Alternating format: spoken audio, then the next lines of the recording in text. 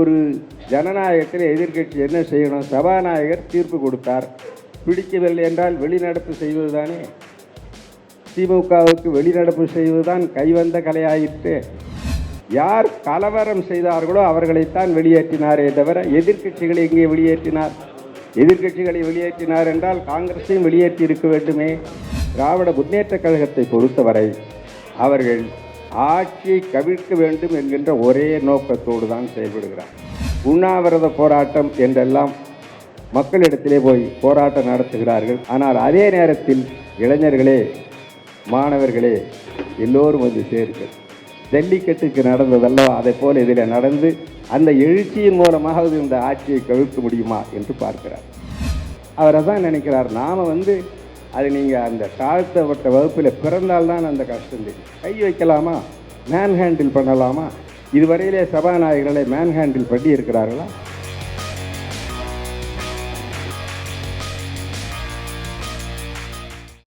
இன்னும் வேடிக்கைன்னா எதிர்க்கட்சிகளை எல்லாம் வெளியே அனுப்பிவிட்டு நிறைவேற்றினார்கள். ஆகவே இது செல்லாது.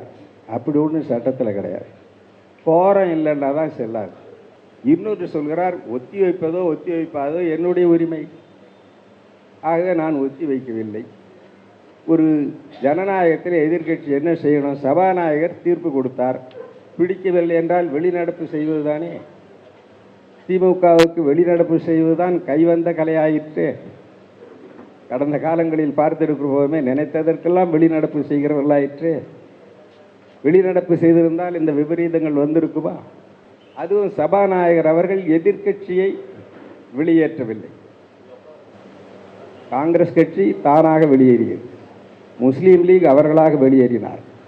யார் கலவரம் செய்தார்களோ அவர்களைத்தான் வெளியேற்றினாரே தவிர எதிர்க்கட்சிகளை எங்கே வெளியேற்றினார்? எதிர்க்கட்சிகளை வெளியேற்றினார் என்றால் காங்கிரஸையும் வெளியேற்றி இருக்க வேண்டுமே. ஏன் வெளியேற்றவில்லை? அவர் வெளியேற்றினார். whoever obstructed the proceedings of the house அவங்கள தான் வெளியேற்றினார். வெளியே போக சொன்னால் போகணுமா வேண்டாமா? சட்டசபை நிகழ்ச்சிகளை நடத்த விட மாட்டேன் என்று பிடிவாதம் பிடித்தால் அவர் என்ன செய்ய முடியும்? அவர் சட்டசபையை நடத்த வேண்டிய பொறுப்பும் கடமையும் சபாநாயகருக்கு உண்டு. ஒரு முறை சொன்னார், அடுத்த முறையும் கேட்டு பார்த்தார். நீங்கள் வெளியே போக மாட்டேன் என்று சொன்னார். சில நேரங்களில் மருந்து சாப்பிட்டால் உடம்பு குணமாகும், சில நேரங்களில் அறுவை சிகிச்சை செய்தால்தான் உடம்பு குணமாகும். அதை தீர்மானிக்க வேண்டியவர் மருத்துவர். ஜனநாயகத்தை காப்பாற்ற வேண்டுமானால் 18ஆம் தேதி மாண்புமிகு சபாநாயகர் அவர்களுக்கு கிடைத்த வாய்ப்பு அறுவை சிகிச்சையை தவிர வேறு என்ன செய்ய முடியும்? அவர் யாரை வைத்தோ எவரை வைத்தோ எப்படியோ அவர்களை வெளியேற்ற வேண்டிய கடமை அவருக்கு இருக்கிறது, பொறுப்பும் இருக்கிறது. அதை யாரும் கொஸ்டின் பண்ண முடியாது, நீதிமன்றத்திலே கேட்க முடியாது, அல்லது ஆளுநர் அவர்கள் தலையிட முடியாது, மத்திய அரசும் அது கேட்க முடியாது. முழுக்க முழுக்க சபாநாயகர் தான் சபையை நடத்த வேண்டிய பொறுப்பு. இவ்வளவும் செய்துவிட்டு சபாநாயகர் மீது நம்பிக்கையில்லா தீர்மானம் கொடுக்கிறார்கள். அதுதான் வேடிக்கை. ஆனால் ஒன்றை நான் இங்கே குறிப்பிட விரும்புகிறேன். திராவிட முன்னேற்ற கழகம் முதலில் இந்த நம்பிக்கை தீர்மானத்தில் நாங்கள் நடுநிலை வகிப்போம் என்றார். பிறகு 17ஆம் தேதி இந்த நம்பிக்கை தீர்மானத்தை எதிர்த்து வாக்களிப்போம். என்ன காரணம்? அவர்கள் எதிர்பார்த்த அளவுக்கு அதிமுகவிலிருந்து சட்டமன்ற உறுப்பினர்கள் கட்சி மாறவில்லை. ஆகவே கட்சி மாறுவதை ஊக்குவிப்பதற்காக நாங்களும் அந்த தீர்மானத்தை எதிர்க்க போகிறோம்.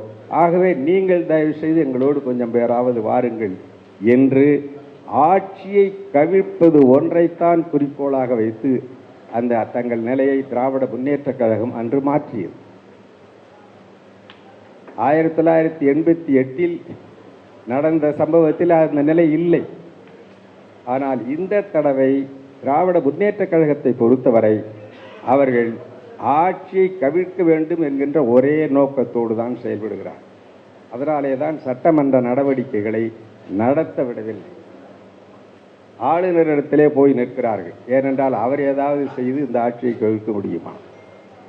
குடியரசுத் தலைவரை போய் பார்க்கிறேன் என்கிறார்கள். ஏனென்றால் குடியரசுத் தலைவருக்கு அந்த அதிகாரம் இருக்கிறது. உயர்நீதிமன்றத்தை போய் நாடுகிறார்கள். உயர்நீதிமன்றம் இந்த தீர்மானம் செல்லாது என்று ஏதாவது சொல்லாதா என்று அங்கே ஓடுகிறார். உண்ணாவிரத போராட்டம் என்றெல்லாம் மக்களிடத்திலே போய் போராட்டம் நடத்துகிறார்கள். அது நடத்தட்டும், ஜனநாயகத்திலே அவர்களுக்கு உரிமை உண்டு. ஆனால் அதே நேரத்தில் இளைஞர்களே, மாணவர்களே, எல்லோரும் வந்து சேருங்கள். ஜல்லிக்கட்டுக்கு நடந்ததல்லவா, அதை போல இதில் நடந்து அந்த எழுச்சியின் மூலமாக இந்த ஆட்சியை கவிழ்க்க முடியுமா என்று பார்க்கிறார்.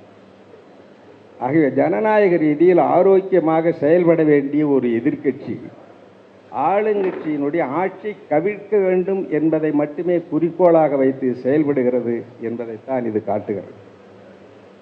மாண்புமிகு சட்டப்பேரவைத் தலைவர் என்ன தவறு செய்தார்? அவர் என்ன உள்நோக்கத்தோடு செயல்பட்டார்? அவருடைய கடமையை அவர் செய்தார். சொல்கிறார்கள், அவர் ஜாதியை சொன்னார்.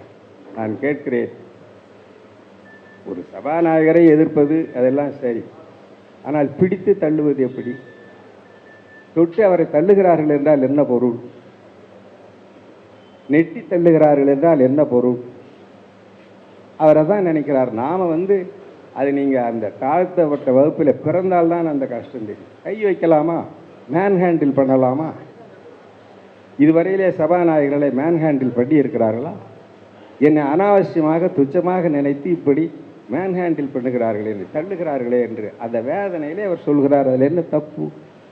ஆகவே சபாநாயகரை பொறுத்தவரையிலே மிகுந்த கண்ணியத்தோடும் பொறுமையோடும் கட்டுப்பாட்டோடும் சபையை நடத்தி, நான் முதலிலே எடுத்து சொன்னதைப் போல உடம்பிலே ஒரு கட்டி என்றால் அதை அறுத்துத்தான் குணமாக்க வேண்டும். ஜனநாயகத்தை காப்பாற்றி இருக்கிறார் என்பதை நாம் இந்த நேரத்திலே தமிழ்நாட்டு மக்களுக்கு தெரிவிக்க கடமைப்பட்டிருக்கிறேன். இரகசிய வாக்கெடுப்பு என்று சொல்கிற பொழுது சாதாரணமாக அது நியாயம்தானே என்று நினைக்க தோன்றும். ஆனால் அது ஏன் தவிர்க்கப்படுகிறது என்கிற நியாயத்தை உணர்ந்தால்தான், நியாயங்கள் பல இருந்தாலும் அதில் தலை சிறந்த நியாயம் எது என்று நம்மால் உணர முடியும்.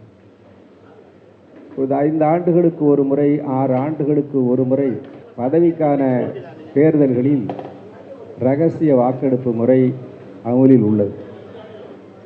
ஆனால் தொடர்ந்து மாநில அரசோ மத்திய அரசோ இயங்குவதற்கு துணை நிற்கக்கூடிய சட்டமன்றங்களோ அல்லது பாராளுமன்றங்களோ அவைகளுக்கு உள்ளே நடைபெறுகின்ற அலுவல்களில் இரகசிய வாக்கெடுப்பு அமல்படுத்தப்படுவதில்லை. இது சம்பந்தமாக பாராளுமன்றத்திலேயே விவாதங்கள் எல்லாம் நடைபெற்றிருக்கின்றன, கடந்த காலங்களில் நடைபெற்றிருக்கின்றன. 1967 அறிஞர் அண்ணா அவர்களால் சட்டமன்ற உறுப்பினராக வந்த நான் அந்த அரசியல் வரலாற்றை நன்கு அறிவேன். ஆகவே ஏன் இரகசிய வாக்கெடுப்பு அனுமதிக்கப்படுவதில்லை? தொகுதியில் இருக்கக்கூடிய மக்கள் தங்களுடைய பிரதிநிதிகள் முக்கிய பிரச்சனைகளில் எவ்வாறு நடந்து கொள்கிறார்கள் என்பதை தெரிந்து கொள்வதற்கு இரகசிய வாக்கெடுப்பு எப்படி பயன்படும்? அவர்கள் எழுந்து நின்றோ அல்லது கைதூக்கியோ நேராக தெளிவுபடுத்துகின்ற நிலைமை எப்பொழுது உருவாகிறது என்றால் இரகசிய வாக்கெடுப்பு இல்லாத பொழுதுதான். இன்றைக்கு பல இடங்களிலே அவர்களே எதிர்க்கட்சி நிறுத்தங்களை எல்லாம் தோளிலே தூக்கி கொண்டு சுமந்து வரவேற்கிறார்கள் என்கிறார். அப்படி சுமந்து அவர்கள் செல்வதற்கு கூட எது வகை செய்கிறது? இரகசிய வாக்கெடுப்பு இருந்தால் எப்படி அது முடியும்? இப்பொழுது சட்டமன்றத்தை பொறுத்த வரையில இது மட்டுமல்ல, ஒவ்வொரு மானிய கோரிக்கையின் மீதும் வாக்கெடுப்பு உண்டு. ஒவ்வொரு மானிய கோரிக்கையின் மீதும் வாக்கெடுப்பு நடக்கிற பொழுது இரகசிய வாக்கெடுப்பு தான் என்றால், மானியங்களை தோற்கடி செய்து கொண்டே இருந்தால் எப்படி அரசாங்கத்தை நடத்த முடியும்? ஆகவே இரகசிய வாக்கெடுப்பு என்பது நடைமுறைக்கு, ஜனநாயக நெறிமுறைகளுக்கு ஒவ்வாது. எல்லாவற்றிற்கும் மேலாக இரகசிய வாக்கெடுப்பு கோருவது சட்டத்திற்கு எதிராக. எந்த சட்டத்திற்கு எதிரானது? கட்சி தாவல் தடுப்பு சட்டத்திற்கு எதிரானது. கட்சி தாவி வாக்களிக்கிறார் என்று வைத்துக் கொள்ளுங்கள், அதை எப்படி கண்டுபிடிப்பது? அல்லது 10வது அட்டவணை இருக்கிறது, 10வது ஷெட்யூல், கட்சி பிளவுபடுகிறது. அதில் 3/2 பங்கு உறுப்பினர்கள் ஒரு பகுதியில் இருந்தார்களானால் அவர்கள் அங்கீகரிக்கப்பட வேண்டும், அது சபாநாயகர் தீர்மானிக்க வேண்டும். அதை எப்படி கண்டுபிடிப்பது?